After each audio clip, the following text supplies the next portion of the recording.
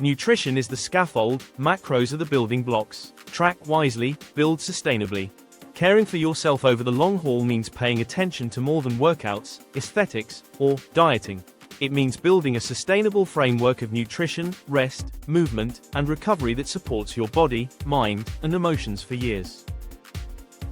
Tracking macronutrients, protein, carbohydrates, fat, is a tool, not a rule, that helps bring precision, awareness, and consistency to your nutrition. When used thoughtfully, macro tracking can help you meet your goals, fat loss, muscle gain, maintenance, more efficiently reduce guesswork, overeating, undereating, reveal patterns, habits, and blind spots in your diet, promote accountability and educated decision-making. But like any tool, if misused, it can become stressful or counterproductive. That's why integrating it into a broader self-care framework is key. Before diving into macro tracking, let's acknowledge common pitfalls that sabotage health more widely.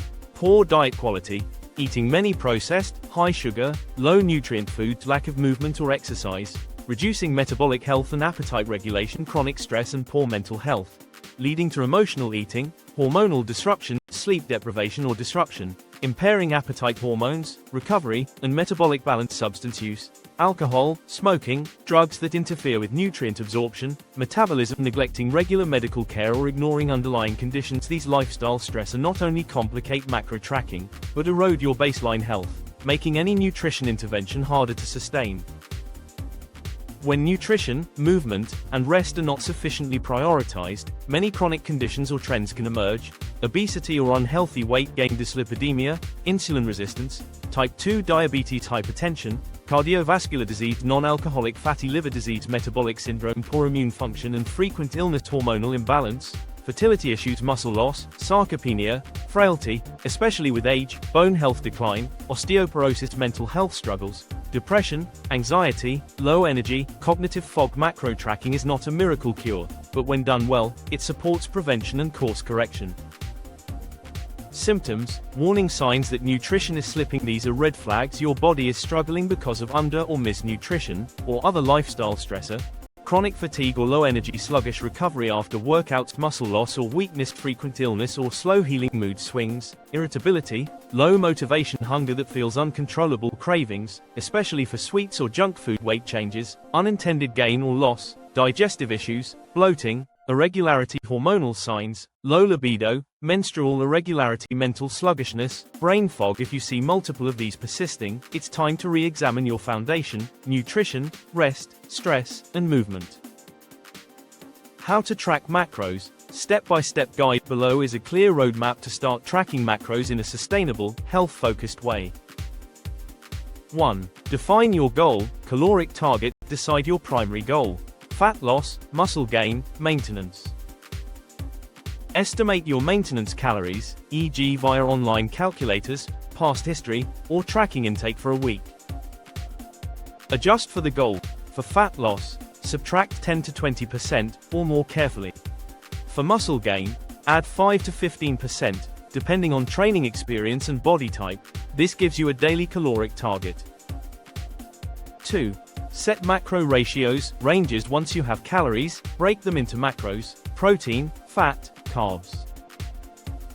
Here's a common starting framework: adjustable, macro percent of calories, grams per calorie. Rough starting guideline: protein 25 to 35%, 4 kilocalories per gram, often 1.6 to 2.2 grams per kilogram. Body weight, or approximately 0.7 to 1.0 grams per pound. Fat 20 to 35%, 9 kilocalories per gram. Minimum approximately 0.5 grams per kilogram, or approximately 0.2 to 0.3 grams per pound. Carbohydrates, remainder 4 kilocalories per gram, fills the rest of the calorie budget after protein and fat. Example: if your target is 2,400 kilocalories and you set 30% protein, 25% fat, right pointing arrow, that's protein equals 720 kilocalories, right pointing arrow 180 grams, fat equals 600 kilocalories, right pointing arrow approximately 66 grams, carbs fill the rest, 1080 kilocalories, right pointing arrow approximately 270 grams. These are starting numbers. You'll adjust based on results and preferences.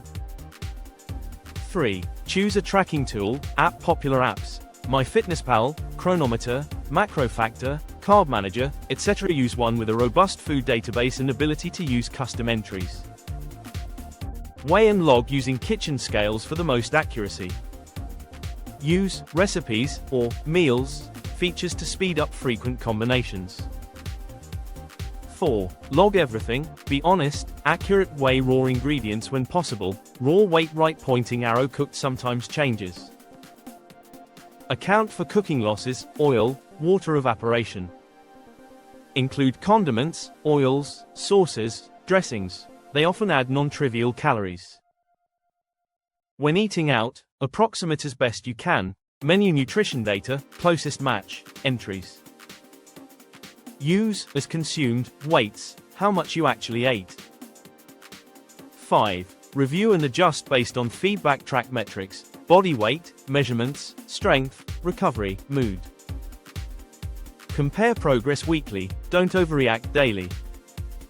If you're not losing weight, or gaining when you want, adjust calorie or macro levels by approximately 5 to 10%. Pay attention to energy, hunger, performance. If you consistently feel drained, raise intake. 6. Use macros as a guiding framework, not a tyrant. Allow for flexibility, flexible dieting, or, if it fits your macros, approach. Don't stress over minor deviations, aim for consistency over perfection. Use macro awareness to guide food quality choices, whole foods, nutrient-dense sources. As you internalize habits, gradually rely less on logging and more on intuitive macro sense. If your tracking reveals problems, e.g. macros too low, too high, poor food quality, here's how to course correct.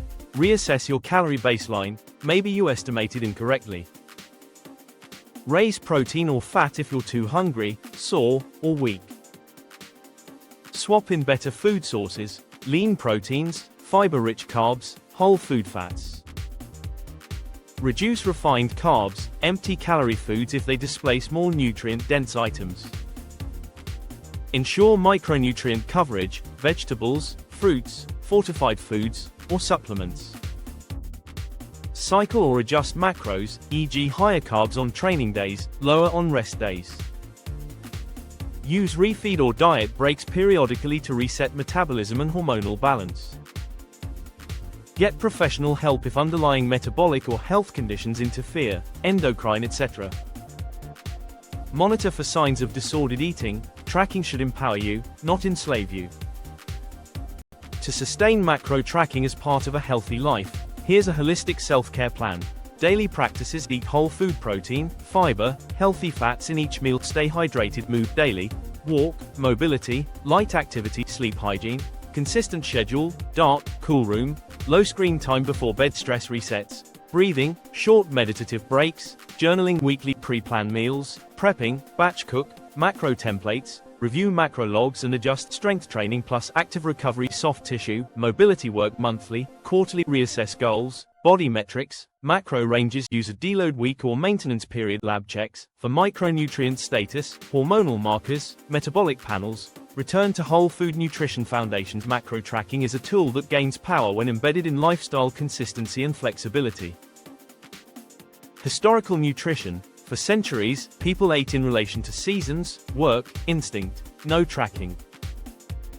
The idea of macros is modern, born from nutritional science. Origins of macronutrient science. In the 19th century, chemists identified proteins, fats, and carbohydrates as distinct energy-bearing groups. Mid-20th century RDA and diet frameworks. The development of RDAs and dietary guidelines introduced macronutrient ratios as part of public health nutrition strategy.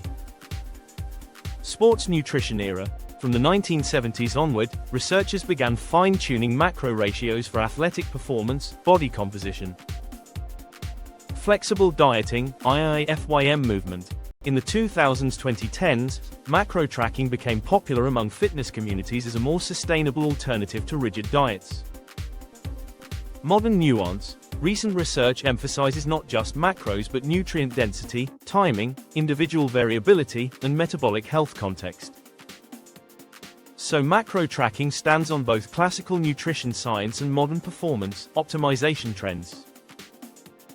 If nutrition is ignored or left to wing it over time, here are likely long-term pitfalls: suboptimal body composition, excess fat, insufficient muscle, chronic low energy, poor recovery, and training plateaus, nutrient deficiencies, hormonal disruptions, higher risk of metabolic diseases, diabetes, dyslipidemia, poor immune resilience, infections, slower healing, declines in mental health, mood irregularities, increased risk of chronic disease, reduced lifespan. Eating inconsistencies become habitual, making changes harder. Tracking macros, or at least becoming more mindful, helps you prevent drift into those zones. Tracking macros is not about obsessive counting, it's about gaining insight, creating structure, and empowering better choices. It gives you feedback, accountability, and the ability to adjust intelligently. When combined with consistent movement, sleep, stress management, and whole food nutrition, macro tracking becomes a compass, not a cage. Start small, define goals, estimate macros, log honestly, adjust patiently. Over time, you'll internalize nutritional intuition and rely less on the app. That's the real goal. Use the feedback your body gives you. Let consistency, not perfection, guide you. This content is for educational purposes only and is not medical or dietary advice. If you have specific health conditions, diabetes, kidney disease, metabolic disorder, disordered eating, consult a registered dietitian, physician, or certified nutrition professional before applying macro tracking or major dietary changes.